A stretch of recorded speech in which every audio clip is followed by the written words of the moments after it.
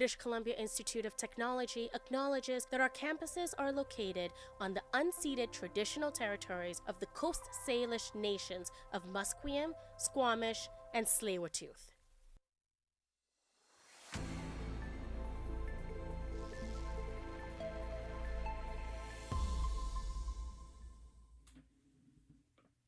Welcome to our 3:30 cast here in the BCIT newsroom. I'm Aiden Singh, and I've got the biggest headlines of the day.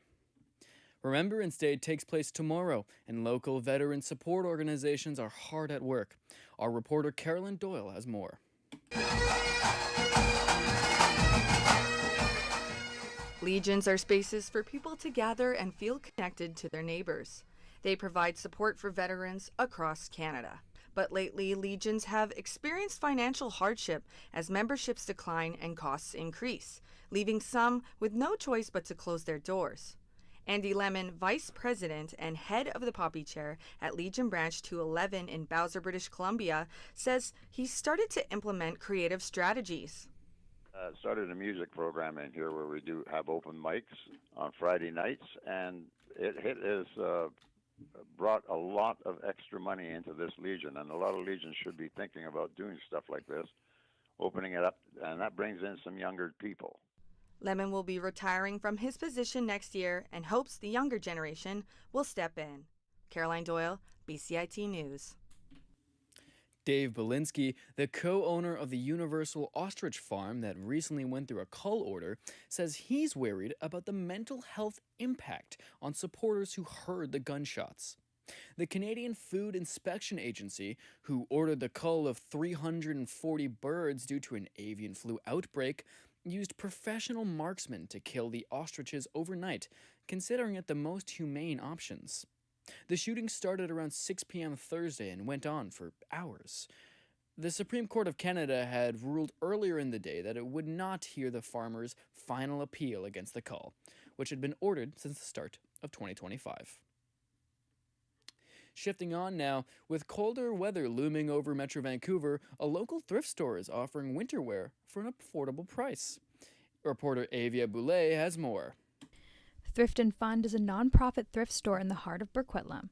As they prepare to tackle the rush of customers looking for cozy sweaters and holiday essentials, Melissa is adamant that affordable pricing is a priority. There's always a deal. So if someone was to come on a Wednesday or Sunday, the entire store is 50% off. So if someone needs a sweater or a jacket, you can get it for a jacket for $5, a sweater for $2.50. And so those are our busiest days because it allows people to come in and get whatever they need at an affordable price. Thrift and Fun offers discounts on various item categories every day of the week and accepts donations. Avia Boulay, BCIT News. Winter is almost here, and Vancouver's transit is about to face the annual test. Our reporter Jenny Sung has the details. The population is growing in our city, and more people are relying on SkyTrains and buses every year. TransLink's upcoming winter plan, including extra buses, icy street plans and crew, and all the above, will be put to the test. Commuters know all too well when the snowy and icy weather hits, the delays are inevitable. With the population growing, keeping everyone safe and moving safely this winter is important, all while still overcoming the challenges of winter wonderland. Jenny Sung, BCIT News. Moving on to politics, a group of riding executives and former candidates with BC's Conservative Party have become the latest voices to call for an end to John Rustad's leadership. Corey Brooks, president of the Riding Association for Burnaby North, says in an interview that the party will continue bleeding support and won't be competitive next election if Rustad remains opposition leader, referencing Rustad's, quote, shockingly poor personal favorability. Party President Aisha Etzi and other members of the party's management committee called on Rustad to resign last month, but he refused, citing about 70% support among the more than 1,200 party members who voted in a leadership review last September. The party's constitution says the leader can only be removed from office by resignation, death, incapacitation, or a leadership review resulting in less than 50% support. Now happening around Canada, international health experts say Canada is no longer measles-free due to an ongoing outbreak, as childhood vaccination rates fall and the highly contagious virus spreads across North and South America. The loss of the country's measles elimination status comes more than a year after the highly contagious virus started spreading. Canada has logged 5,138 cases this year, as well as 2 deaths, both of them being babies who were exposed to the virus in the womb and born prematurely.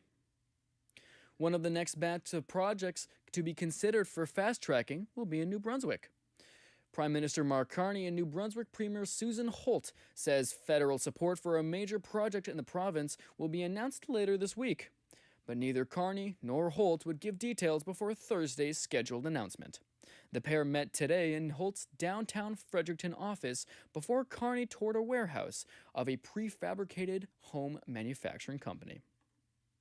Looking down south now, over the weekend, the U.S. Senate approved a procedural vote on a bill that would fund their government and end the 40-day shutdown.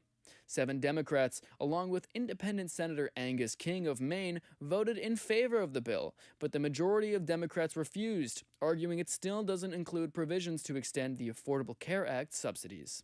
As Melissa Aden reports, LAX is just one of thousands of American airports stuck in gridlock, desperately missing their air traffic controllers.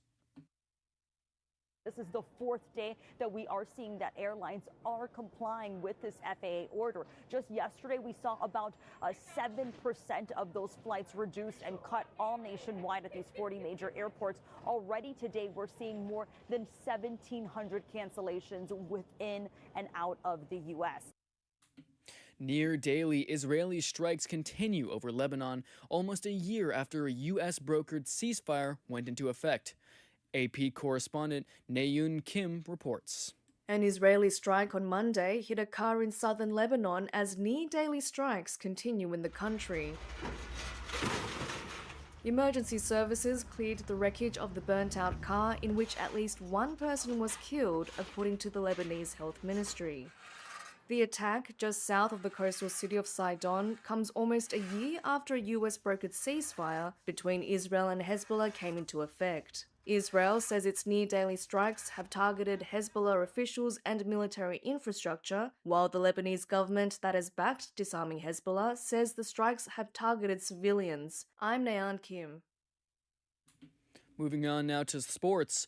Former CFL star and current Denver Broncos linebacker Alex Singleton has undergone surgery for testicular cancer, and he says he expects to make a full return to the football field this season. Singleton played 3 seasons for the Calgary Stampeders, becoming a decorated starter. He won the Grey Cup in 2018 and earned the CFL's Most Outstanding Defensive Player Award in 2017 before earning a spot in the NFL. The 31-year-old took to social media to talk about his surgery on Friday, following a Thursday night win over the Las Vegas Raiders 10-7. In that game, which became a defensive slugfest, he logged 9 tackles and 1 for a loss of yardage. Still in the NFL, the New York Giants are looking for more following a 2-8 start to the season. As Gethin Coolball reports, big changes are coming.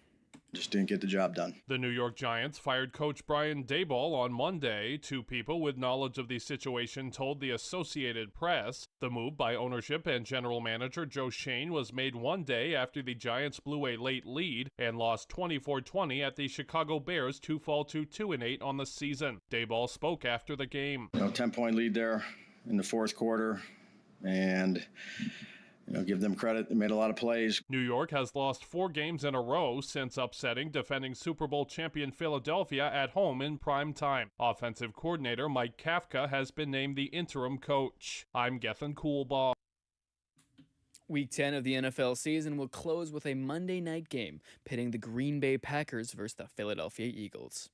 Both offenses are similarly matched as they rank 11th and 10th respectively, but Green Bay has a slight edge on defense, allowing just 4.6 yards per play, including both on the ground and through the air.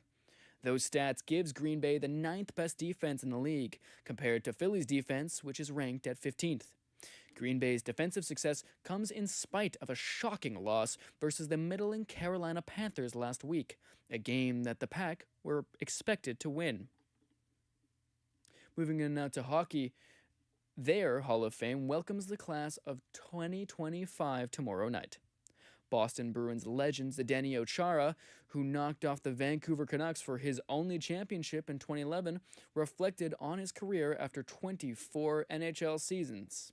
The roads that are not always smooth, not always fun, but you gotta just stay with it, stick with it, and believe and have a hope and dreams and continue to go after them.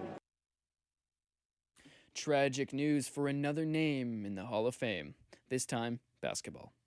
Lenny Wilkens, a 3-time inductee into the Basketball Hall of Fame, has unfortunately passed away at 88, as his family announced on Sunday. Wilkens was honored as both a player and a coach, having coached over 2,487 NBA games. That's a record that stands to this very day. Shifting gears now to weather, you can expect a little bit more sunlight into the afternoon. The temperature is holding relatively steady, highs of 11 right now and lows of 6 this evening. You'll notice the sunset is creeping earlier and earlier now. Environment Canada is reporting a sunset of around 4:36. Parts of BC were drowned in rain over the last weekend, with record downpours noted in multiple communities all over the province. Other records were shattered in the temperature department. That includes Prince George reaching nearly 14 degrees Celsius, which is very abnormal for this time of year. These were your headlines for the afternoon. My name is Aiden Singh, representing the BCIT Newsroom. Stay tuned on BCIT News. We'll be featuring features and other demonstration. Thanks for listening to BCIT News.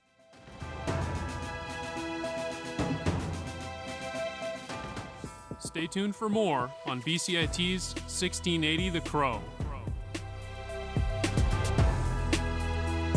I would recommend this program for anyone that isn't sure what kind of job they want in media, because you learn everything from like public relations to communications to video editing, like radio, TV. So you do get a lot of experience in all the different fields in media.